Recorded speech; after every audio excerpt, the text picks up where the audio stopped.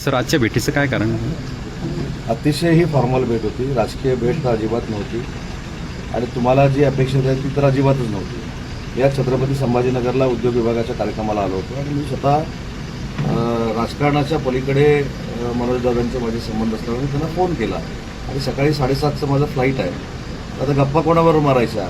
मनोजदादांबरोबर गप्पा मारायला आलो होतो. 2 तास त्यांच्यावर मनसोक्त गप्पा मारल्या. मराठा उपसमितीमध्ये देखील मी सदस्य म्हणून आहे.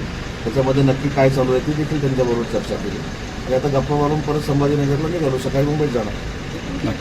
वर दादांची पण नाराजी आहे, याबद्दल काही चर्चा झाली? ते झाली ना. दादांनी ज्या ज्या काही अपेक्षा व्यक्त केलेल्या आहेत मुख्यमंत्री महोदयांकडनं, विखे पाटील साहेबांकडनं, शिंदे साहेबांकडनं, ती सविस्तर चर्चा झाली.